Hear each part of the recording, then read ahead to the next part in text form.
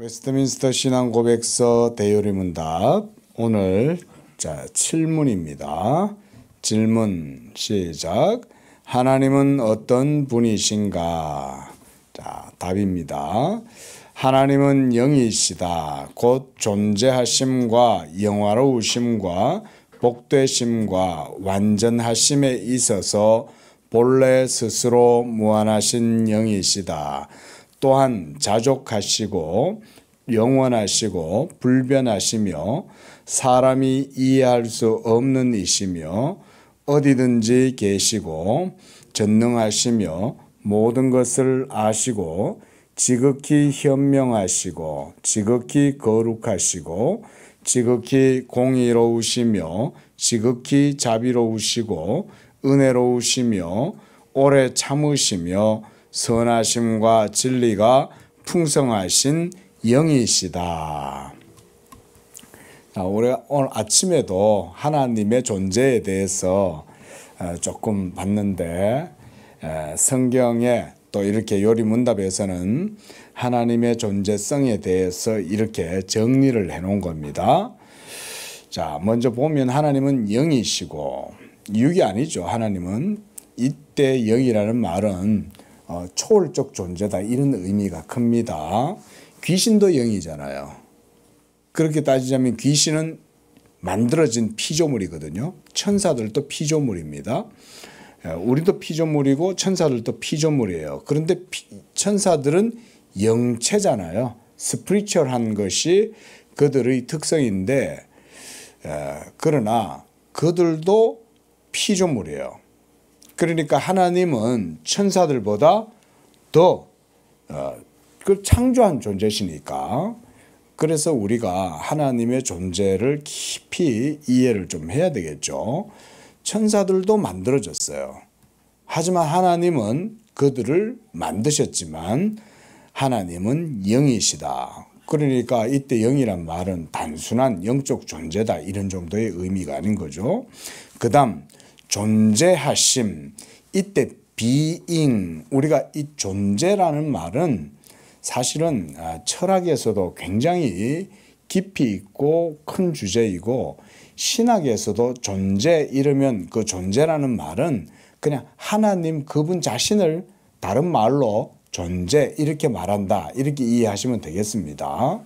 보통 신학에서나 철학에서는 존재 이러면 신의 존재 이걸 존재라고 그래요.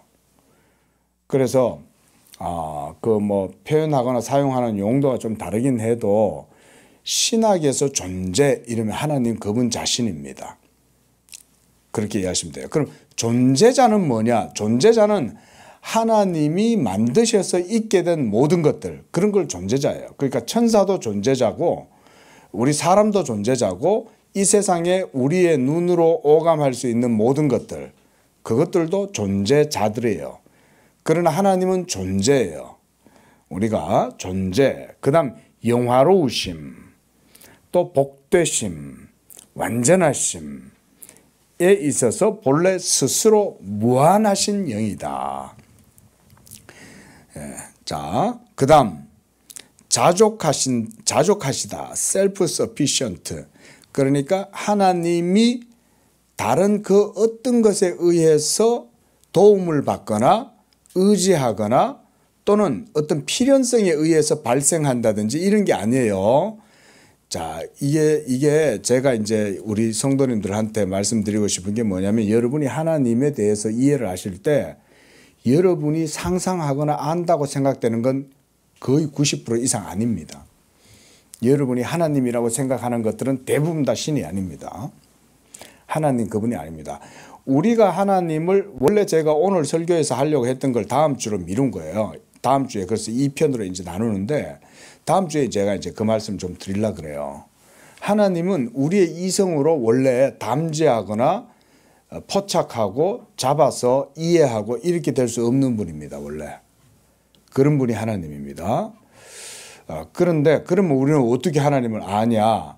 우리는 어떻게 하나님을 압니까? 하나님이 자신을 우리에게 알려주실 때에 우리가 알 수 있죠. 그렇죠? 그렇죠? 하나님께서 우리에게 자신을 알려주시는 방법이 뭡니까? 계시죠, 그죠? 그 계시가 뭐예요? 말씀이 바로 기록된 성경의 계시죠. 기록된 성경의 계시를 통해서 우리는 하나님을 인식하고 알 수 있어요.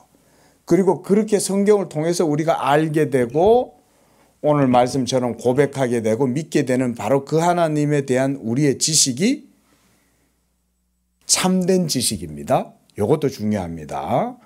하나님을 우리의 이성의 능력이나 지혜로는 파악할 수 없어요.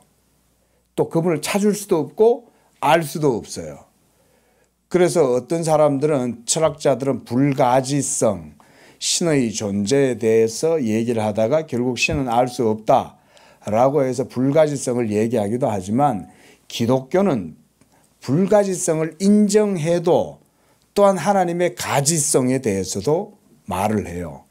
왜냐하면 하나님은 살아계신 하나님이고 우리가 지난주에 혹시 여러분 그거 기억하세요? 맞추어 주신다. 지난주에 우리가 맞추어 주시는 하나님에 대해서 들었죠. 그죠? 하나님이 우리의 수준에 맞추어서 말씀해 주고 자기를 보여주고 알려주셔요. 그 대표적인 예가 구약의 율법이고 또 성막이고 여러 예법들이고 이런 거죠. 하나님이 그런 형식으로 우리한테 맞추어서 자신을 계시해 주시는 거예요. 무엇보다 성경의 문자가 하나님의 계시의 도구입니다. 그래서 칼 바르트라고 하는 초월주의 신학자는 이런 하나님의 계시를 오해를 해가지고 성경은 계시가 아니라 그 계시의 흔적을 담아놓은 일종의 그런 뭐라 그럴까요? 그냥 뭐 흔적 이런 정도 표현을 합니다. 흔적 정도라고. 그런데 우리는 그렇게 믿지 않아요. 하나님이 초월하시는 하나님이시라도 지극하게 자비하심으로써 우리에게 자신을 알려주시되 우리에게 맞추어서 자신을 알려주셔요.